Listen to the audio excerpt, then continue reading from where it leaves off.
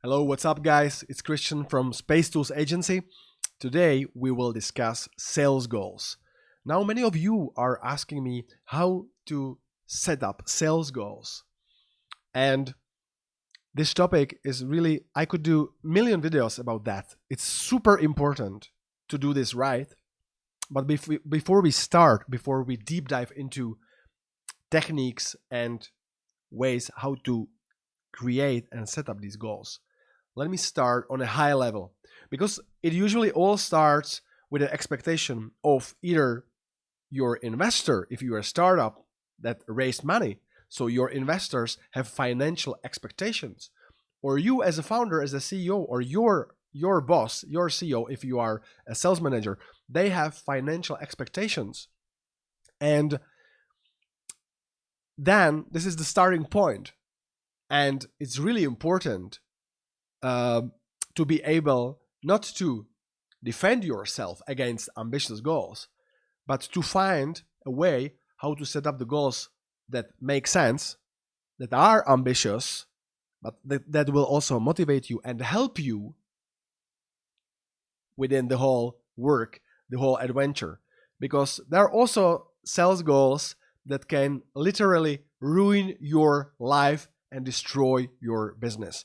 And that is something you want to avoid. So let's go into detail.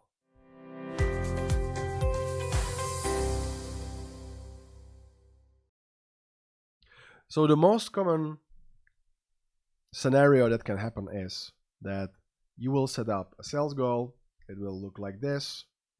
And the reality is quite different. So you're struggling, and then you start to succeed slowly. You hit something like 5% the first year. Huge gap, okay? Okay, so next year, let's be more clever, more reasonable. So let's go somewhere like this. So you keep going, you keep grinding, and you still don't hit it. So you were closer because the target was also smaller, but you did not hit it again. So there is that maybe third year, if you still have financial sources, if you still have a runway, and maybe you finally almost hit it, or you hit it, or you don't hit it again. It doesn't matter.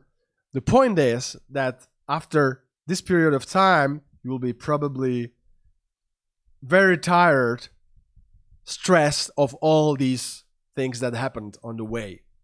The problem with this here, one of the first problems that you will have as a CEO when discussing a startup, when you have a board, so now after this first year there is a board meeting, and you are going to justify your results, and you will lose trust. You will start losing trust. However reasonable you are afterwards, not here, but here, when you start to be reasonable here, it's a bit too late, because this goal was agreed mutually. And even if investors were, let's say, in a better negotiation position, they were in power to expect, I don't know, 200 million Czech crowns, 8 million euro, dollars, whatever it is, from zero or almost nothing, you accepted that. So now the trust is much lower. You are in much worse position. The second thing that also happens is when you have a sales team and they didn't hit it, but let's say you can mutually agree that you did the best. You all did the best. The performance was good, just the result is not there. We learned, we have more experience, more data. So you lower the goals. Again, this step in the eyes of your sales guys will look like, okay, so we didn't hit the goal. They lowered it, so maybe this year we will also not hit it. They will not kill us. They will just lower it again.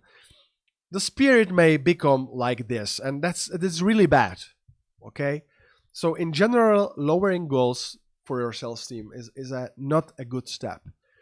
If you have people that understand the situation, I'm not saying it may not work, but it's more difficult. It's more difficult if you do it the opposite way. So if you increase the targets every year, because if you keep increasing, you can also increase the bonuses, and there is a progress, and that's logical, okay? And you can justify that because you can say, yeah, sure, the goals are higher, but we have better references. You are more experienced. We have more data. We have more tools, more sources, more support of our investors, because they know that if we commit to something, we are able to deliver that. Or at least we are able, let's say if you would hit something like 40, 50, 60%, that's fine. That's sort of, getting closer. But if you are 5%, 10%, it's really very far from the expectation. Now, another thing of such goals is that, again, if you have these goals, naturally investors, they care mainly about this here, okay? That's their focus.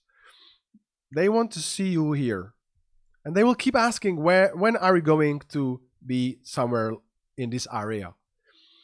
And again, if you don't start here, if you don't explain these details, and again, investors, they want to see high level, okay? They want to understand the context. They don't want to go into operational detail. But it's your duty, sort of, take them into this operational detail, or at least explain the context of this part here, what needs to be done first. So the right way, or I would say better way that I want to propose to you or suggest is that if you have this goal like this, okay, or let me draw it even more like a startup, okay? So it will take even longer to start scaling. So it will be more like this, okay? So you can use this really literally, this picture, if you imagine this as a mountain, and there is like a Mount Everest. If you start drawing steps, you can see immediately that how the steps look like. Okay. Do you see a logic here?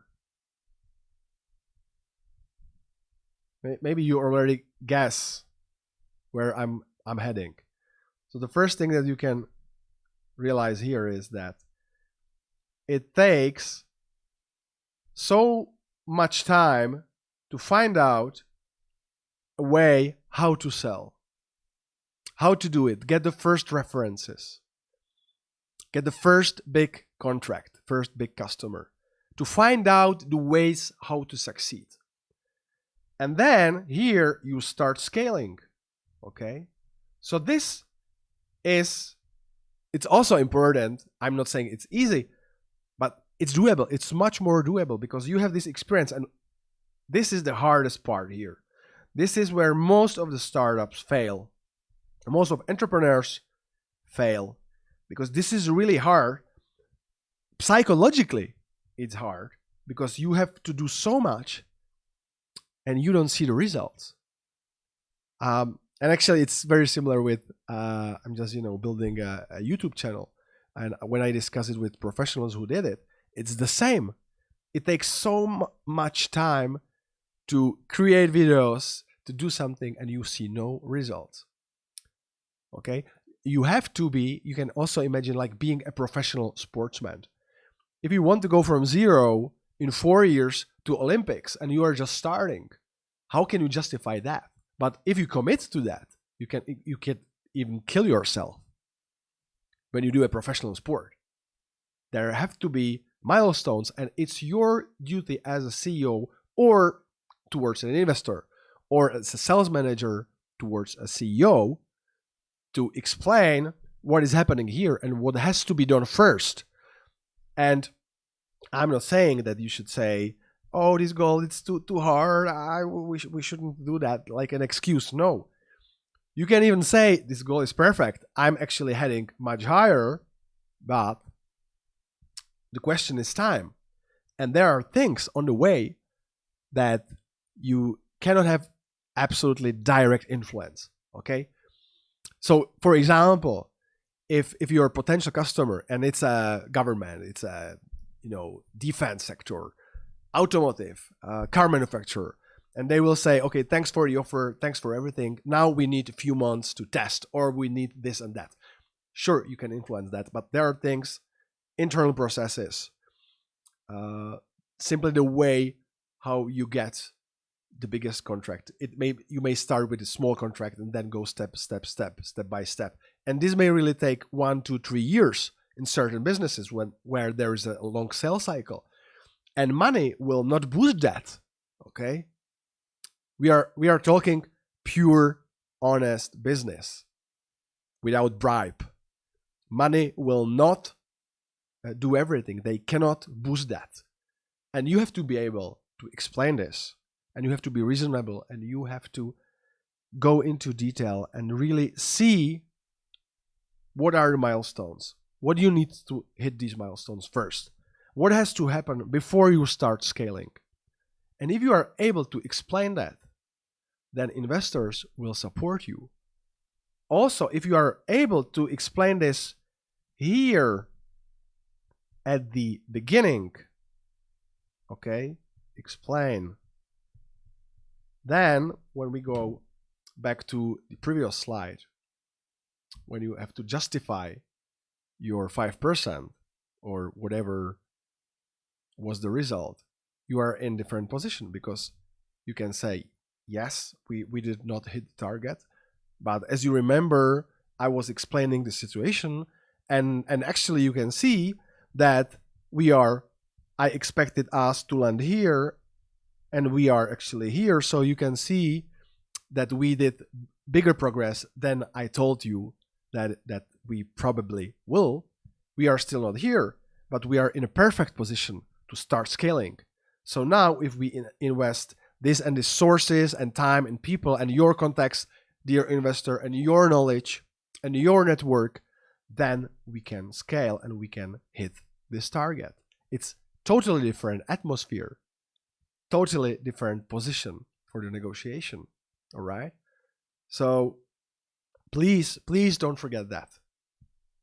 Do your homework and draw a very specific plan that has to be followed, which means what performance is needed, how many visits you have to do, how many calls, how many offers you have to send, all these things, all these sales operational details, you have to know them. You have to know them, because then you can have a really valuable, rational discussion about the goals. And eventually the goals will make sense. Everybody will understand why are these goals.